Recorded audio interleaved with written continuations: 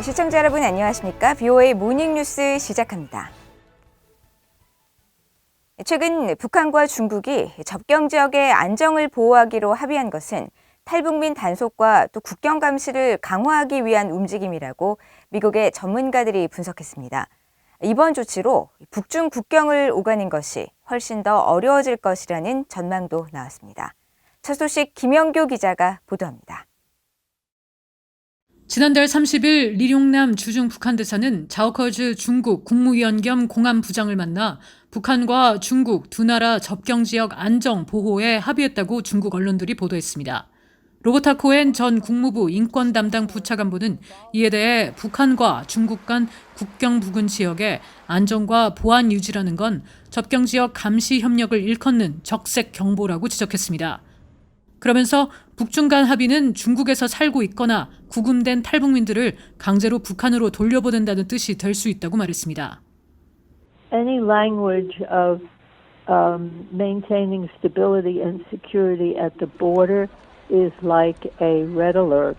Their complicity in this is what has made such a perilous refugee situation on that border. 워싱턴 내 민간단체 한미경제연구소의 트로이 스탱거론 선임국장은 북한이 신종 코로나 바이러스 감염증 확산 방지를 위해 국경 봉쇄를 더 강화하려는 움직임으로 분석했습니다. 특히 최근 중국 쪽 접경 지역에서 북한 감시 요원들에 의해 중국인들이 사살됐다는 보도가 나오는 등 우려가 커지면서 중국 측에서도 국경 감시 강화가 필요했을 것이라며 국경 재개방은 훨씬 더 어려워질 것으로 전망했습니다. If they can get cooperation from China, this could be really more about making defection in the long run extremely more difficult to do across the border. When we look at it from that perspective, I think that's probably the most concerning situation if China is going to engage in more cooperation along the border. 브래드리 뱁슨 전 세계은행 부총재 고문은 자오커즈 부장이 리룡남 대사에게 중국은 북한의 경제 발전과 민생 개선을 지지한다고 말한 것에 주목하면서 북한 주민들이 식량 부족을 이유로 국경을 넘는 것에 대해 중국이 우려하고 있다고 지적했습니다. China has always been worried about people crossing the border because of pressures on the food front and inside North Korea and I'm sure the apprehension they have about that adds to their desire to keep this thing bottled up within North Korea, even though they're sympathetic. 뱁슨 전 고문은 그러면서 중국이 접경 지역의 안정을 위해 북한에 식량을 지원한다면 대량의 식량이 안전하게 국경을 통과하는 방법을 찾아야 한다면서 이런 문제가 리룡남 대사와 자오 부장 간에 다뤄졌을 가능성이 있다고 분석했습니다. BOA 뉴스 김영교입니다. 미국 국무부가 북한이 과거에 테러 지원 문제를 해소할 어떤 조치도 취하지 않고 있다고 지적했습니다. 지난 4년 동안 테러 지원국으로 분류해온 북한을 명단에서 삭제할 어떤 근거도 없다는 설명입니다. 조상진 기자가 보도합니다.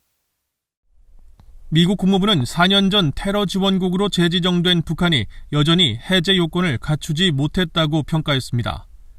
국무부 대변인실 관계자는 북한을 테러 지원국 명단에서 삭제할 법적 기준 충족 여부를 묻는 BOA의 질문에 북한은 국제 테러 행위에 대한 과거의 지원을 해결하기 위한 조치를 취하지 않았다고 답했습니다.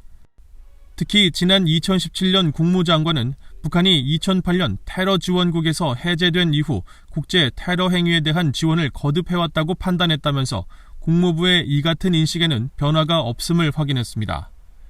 국무부 관계자는 또 북한을 테러 지원국 명단에서 삭제하는 결정에 비핵화 협상 등 다른 요소가 영향을 미칠 수 있느냐는 질문에는 답변을 하지 않았습니다.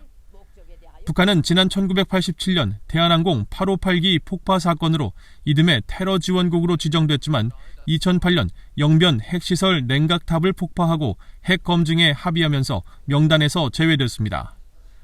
그러나 미국은 도널드 트럼프 행정부가 들어선 후 2017년 11월 북한을 테러 지원국으로 9년 만에 다시 지정하면서 김정은 국무위원장의 이복형 김정남 암살 사건과 미국인 대학생 오토 원비어 장기 억류 후 사망 사건 등을 상기시켰습니다.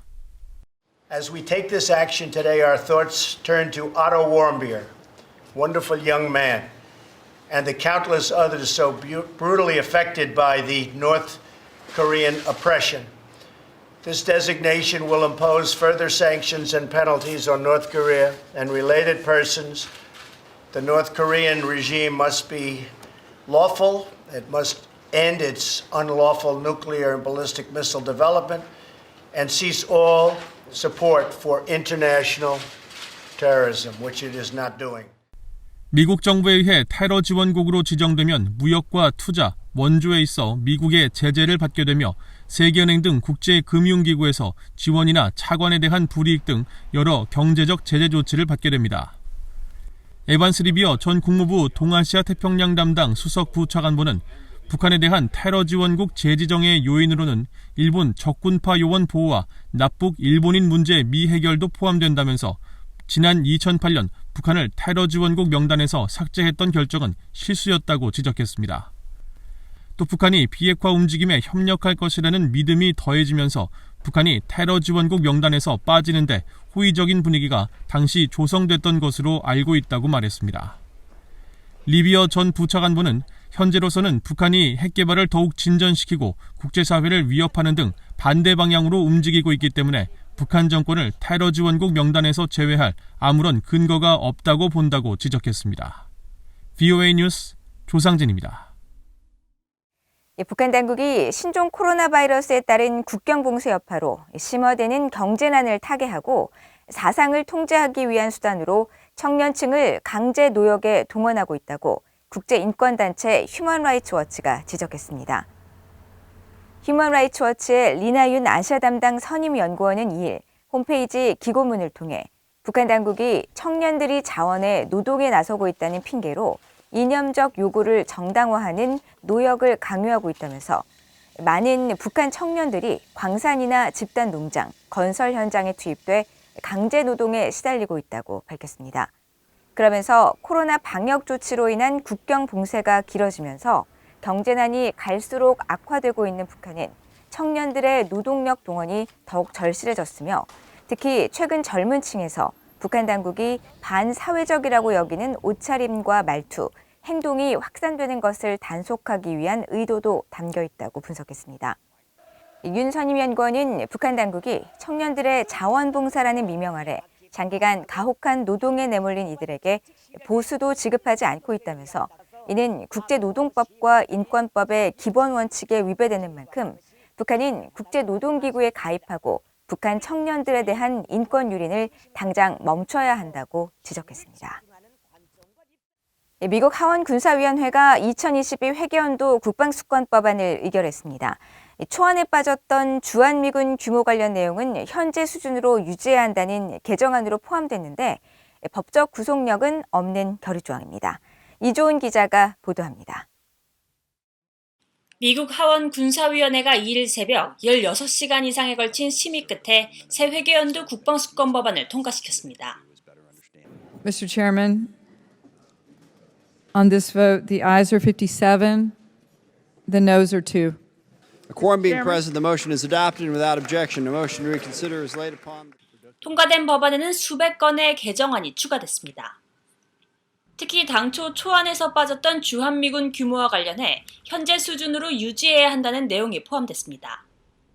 민주당의 루벤 가에고 하원 의원이 제출한 이 안건은 예년과 달리 법적 구속력이 없는 결의 조항의 성격으로 포함됐는데 이 조항은 한국은 계속 미국의 중요한 동맹국이며 주한미군 주둔은 북한의 군사적 침략에 대한 강력한 억지와 인도태평양 영내 국가안보 관여를 위해 중요한 지원 플랫폼 역할을 한다고 규정했습니다.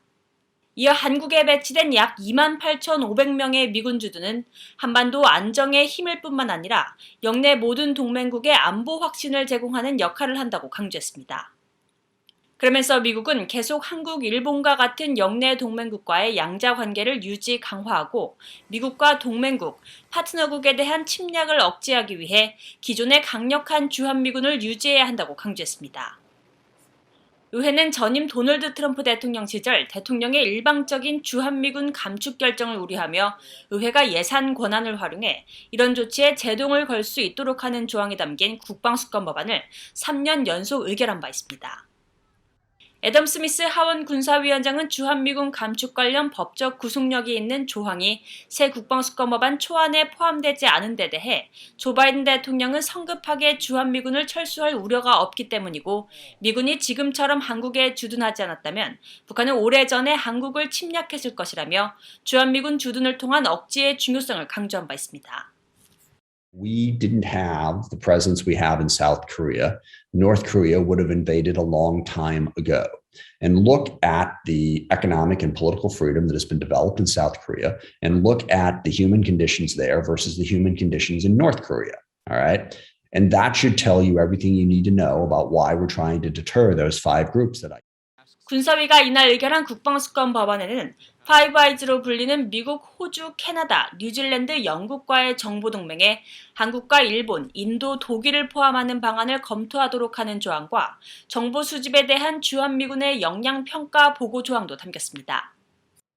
하원 본회의로 회부된 새 회계연도 국방수권 법안은 본회의 심의에 이어 상원과의 긴 조율 과정이 아직 남아 있습니다. VA 뉴스 이조은입니다. 미국 정부가 대북 제재를 위반한 러시아의 20여 개인과 단체에 대해 독자 제재를 시행 중이라고 미국 의회 조사국 CRS가 밝혔습니다. 의회 조사국은 최근 공개한 미국의 대러시아 제재 관련 보고서에서 지난 2014년 러시아의 우크라이나 침공 사건과 지속되는 악의적 사이버 활동, 화학무기 사용 등과 함께 북한과의 불법 무역을 러시아 제재 이유 중 하나로 명시했습니다. 그러면서 러시아 관련 20여 개인과 단체들이 북한과의 교역과 금융거래를 제한하고 있는 유엔 대북 제재를 위반한 혐의로 미국의 제재를 받고 있다고 밝히고 이들은 북한과의 석유 거래와 금융 거래, 노동자 수출 거래, 대량 살상 무기 프로그램 개발 등에 연루돼 있다고 지적했습니다. 미국의 대북 제재를 담당하는 재무부 해외자산통제실 자료에 따르면 3일 현재 미국의 대북 독자 제재 가운데 러시아와 관련된 제재 대상은 개인 10명과 단체 15곳 등 모두 25개에 달하는 것으로 나타났습니다. 한국 내 인권단체들이 유엔 인권 최고대표 사무소 앞으로 청원서를 제출하고 유엔이 한국 정부에 유엔 안보리 대북 제재를 무력화하고 북한 인권 문제를 방조한 책임이 있다고 주장하며 엄중히 경고해 줄 것을 촉구했습니다. 북한에 장기간 억류된 뒤 사망한 미국인 대학생 오토 원비어 씨와 북한군 총격에 피살된 한국 해양수산부 공무원 이대준 씨의 부조를 유엔 서울 인권사무소에 전달했던 한국의 인권단체 트루스 포럼과 한강의 기적 문화예술위원회는 3일 서울 유엔 인권사무소에 청원서를 제출하고 유엔 인권 최고대표 사무소는 안보리 대북 제재를 우회하고 무력화하는 문재인 정부를 주목하고 이에 우려를 표명해 줄 것을 요청했습니다. 또 한국 정부 관료들이 북한 정권의 반인도적 범죄 행위를 방조하고 있다면서 이들이 반인도적 범죄의 공범으로 처벌될 수 있음을 엄중히 경고할 것도 촉구하면서 이번 청원을 통해 유엔과 국제사회가 한국과 북한이 처한 현실을 직시하게 되기를 기대하며 억압적 정권 아래 고통받고 있는 북한 주민들의 조속한 해방을 위해 목소리를 계속 높여나갈 것이라고 밝혔습니다. 이상으로 BOA 모닝뉴스를 모두 마칩니다. 시청해주신 여러분 고맙습니다.